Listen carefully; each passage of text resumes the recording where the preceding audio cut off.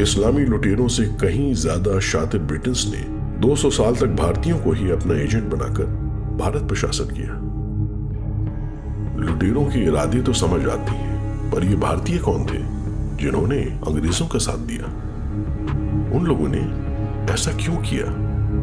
सोने की चिड़िया कहलाने वाले भारत में इतने ज्ञान और वैभव के रहते हम अचानक इतने कमजोर कैसे पड़ गए?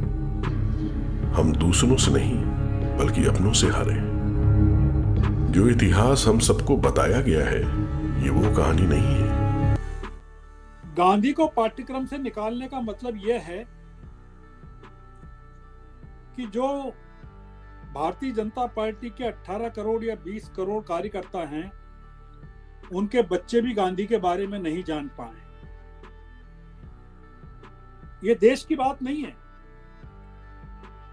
ये सरकार अपने ही कार्यकर्ताओं, अपने ही लोगों और वो जो 37-38% वोटर हैं उनको भी कंडीशन करना चाहती है, उनके दिमाग भी कुंद करना चाहती है कि इन लोगों को भी गांधी के बारे में कुछ पता नहीं चलना चाहिए। मुझे कोई ताज्जुब नहीं लगता कि वो लोगों ने ये कोशिश की है, क्योंकि ये उनकी फितरत है। जो लोग इतिहास बना नहीं सकते वो अपनी मन पसंदीदा इतिहास लिखवाते हैं, और ये उनकी फितरत रही है कि जो उनको पसंद वाला इतिहास नहीं था वो हटाए। अभी वो सत्ता में है तो उनको लगता है कि वो मनमानी कर सकते हैं, तो वो ये कार्यक्रम जोर शोर से चला रहे हैं। वो उनको पसंद आने वाला गांधी जनता को दिखाना चाहते हैं, क्योंकि असली गांधी जो है वो उनको खटकता है। नहीं, गांधी जी को हटाया नहीं गया है, गांधी जी को रखा गया है। कुछ पंक्तियों को हटाने से गांधी जी की विचारधारा खत्म नहीं हो सकती और न कोई कर सकता। ये देश गांधी का है, और जिन लोगों की सिलेक्टिव अप्रोच है वो वही पंक्तियां देखेंगे। वो अच्छी पंक्तियां क्यों नहीं बताते कि गांधी के बारे में जो अच्छी पंक्तियां उसमें अंकित है? अच्छी पंक्तियां भी तो है ना। और अगर अगर अगर अगर 100 लाइन में से 2-3 लाइन हट गई हैं तो कौन सी बहुत बड़ी बात हो गई है? गांधी जी तो हैं और गांधी जी को सब प्यार करते हैं। पूरा राष्ट्र गांधी जी का ऋणी है और रहेगा, और वो इतिहास में भी है और वो नागरिक शास्त्र में सब जगह आ रहा है। 2-3 लाइन अगर हट गई तो उससे गांधी जी की विचारधारा कैसे खत्म हो गई? कि सत्तारूढ़ दल के मंत्रियों की कह रहा हूं मैं, सांसदों की अभी नहीं कह रहा हूं, 303 सांसदों के कितने बच्चे डेमोक्रेटिक वर्ल्ड में, रूस और चीन में नहीं, प्रजातांत्रिक मुल्कों में पढ़ाई कर रहे हैं। आप अगर लिस्ट निकालेंगे कि मुख्यमंत्री कितने मुख्यमंत्रियों के बच्चे हैं, उनको वहां जाके गोडसे की बात नहीं कर सकते।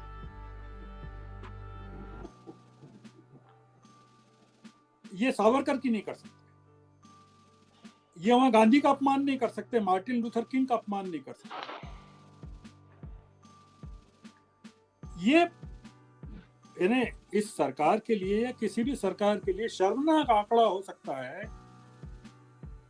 कि इस देश के 600-700 पढ़े लिखे लोग, जो समझदार लोग हैं, जो इस देश की संपदा हैं, हर दिन 600-700 लोग प्रतिदिन 365 दिन साल में भारत की नागरिकता छोड़कर विदेशों में बस रहे हैं। आप अगर आंकड़े निकालें कि 2022 में कितने लोगों ने नागरिकता समाप्त की, छोड़ी और विदेशों में गए, तो आपको पता चलेगा कि 2.5 लाख 3 लाख लोग गए। तो इसीलिए मैं कहता हूं कि जब वो सावरकर या अम्बेडकर इनके बारे में सोचते थे, इनको ईर्ष्या आती थी और किसी तरीके से उनका बदनाम करने के लिए लगे हुए थे। जैसे अंग्रेज भी सोचते थे ये विचारक है, दिमाग फिरा देगा। जो मकौले ने देश में, हमारे देश में हीन भावना पैदा की, वो हीन भावना को ये हटा देंगे और फिर लोग खड़े हो जाएंगे। सुभाष चंद्र बोस के डर में अंग्रेज छोड़कर गए। ये किसने कहा? जिस प्राइम मिनिस्टर ने इंडियन इंडिपेंडेंस एक्ट पेश की थी पार्लियामेंट में, क्लेमेंट एटली, उन्होंने खुलेआम कहा था क्योंकि अंग्रेजों का पहले से तय था, 200 साल से कई बार लिख चुके थे कि जिस दिन ये देश के, हिंदुस्तान के लोग खड़े हो जाएंगे लड़ने के लिए, उस दिन हमें छोड़कर जाना पड़ेगा। और ख़ास तौर पर जब मिलिट्री विद्रोह करेगी तो हम एक दिन भी नहीं रहना चाहिए। जा रहे थे बड़े बड़े जहाज़ों में भरकर इंग्लैंड के लिए। हमारे चेहरे तो देखने लायक थे। कल वो सुबह होगी जिसके लिए लाखों लड़े। बस कुछ दिन और, फिर सारे क्रांतिकारी राष्ट्रवादी लोगों को बुलावा आएगा दिल्ली का। सब मिलकर भारत की एक नई कहानी लिखेंगे। अपना देश अब आजाद है, अब क्या फिक्र। पर वो बुलावा कभी नहीं आया। बंद दरवाजों के पीछे न जाने किन किन समझौतों पर साइन किए गए। फिर अचानक से शोर हुआ कि 10 हफ्तों में देश हिंदू मुसलमानों में बांट दिया जाएगा। जिस सिंधु सरस्वती की गोद में हमारा जन्म हुआ था, कुछ ईसाइयों ने हमसे वो छीन ली। गांधी ने आखिर वक्त वो मरने के पहले जो बिरला हाउस छोड़कर जाने वाले थे, तब सरदार पटेल मिले कि मैं अब बर्दाश्त नहीं कर सकता हूँ, मैं छोड़ के जा रहा हूँ वापस गुजरात। तब उन्होंने कहा नहीं, तुम रुक जाओ, मैं कांग्रेस का 2 टुकड़ा करूँगा और एक टुकड़ा आपके पास और दूसरा टुकड़ा जवाहरलाल नेहरू के पास। आपको पता है कि 90% तो सरदार पटेल के साथ ही जाती, और इसीलिए रुक जाओ। और वो गए और उनकी हत्या हुई, और फिर ये इतिहास में सारा चीज़ बदल गई। और उसमें जवाहरलाल नेहरू ने एक तो अफवाहें उड़ाई कि सरदार पटेल ने लापरवाही दिखाई होम मिनिस्टर होने के बावजूद, और उन पर संदेह, आरएसएस पर बैन। एफआईआर में आरएसएस का नाम कहीं नहीं है, ट्रायल में आरएसएस का नाम कहीं नहीं आया। आरएसएस पर प्रतिबंध नेहरू ने नहीं लगाया था, सरदार वल्लभ भाई पटेल ने लगाया था।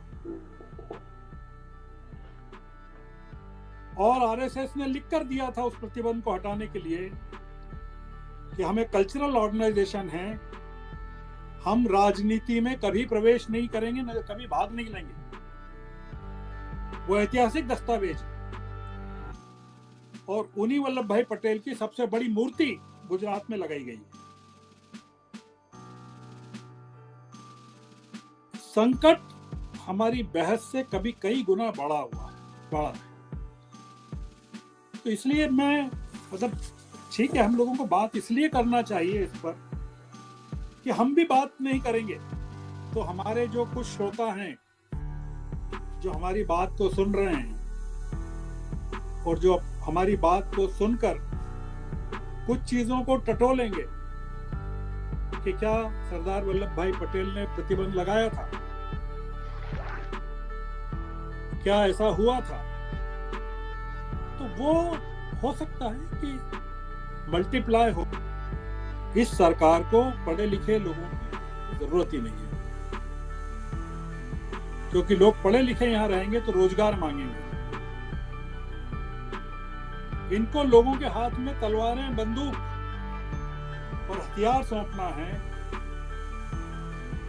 और उस गांधी की हत्या करना है जो हिंदू मुस्लिम एकता की बात करता है। इसलिए यह तय किया गया होगा एक्सपर्ट्स के द्वारा, इसमें एनसीईआरटी का कुछ भी हस्तक्षेप नहीं रहता है। ये प्रक्रिया पूरी की पूरी ट्रांसपेरेंट है। हाँ। जब कोविड-19 के बाद ये समझा गया कि पूरे देश भर से और पूरे विश्व भर से बच्चों को कोविड की महामारी से उबारने की स्थिति में, लर्निंग लॉस को पूरा करने की स्थिति में सब लोग आए, स्कूल खुले, तो फिर ये महसूस किया गया कि किस तरह से बच्चों का कंटेंट लोड कम करके उनको आगे पाठ्यक्रम बढ़ाया जाए। देश में जितने राज्यों में विपक्ष की सरकारें हैं, उनको किसी ने नहीं रोका है कि गोडसे, गांधी और सावरकर के बारे में जो सच्चाई है वो अपने प्रदेशों के नागरिकों को लगातार देती रहे। पूरा का पूरा देश अभी भगवा झंडे के तले आया नहीं है। केरल में, चेन्नई में, उड़ीसा में, तेलंगाना में, आंध्र में, मैं कितने राज्यों के नाम लूं आपको, हिमाचल में, राजस्थान में, बहुत सारे राज्य हैं जहां करोड़ों लोग रहते हैं। इन्होंने एनसीईआरटी की किताबें बदली हैं, राज्य सरकारों के शिक्षा विभागों को अपने हाथों में नहीं लिया। इसलिए ये इन राज्यों की हुकूमतें अगर चाहेंगी तो बहुत सारा काम हो सकता है।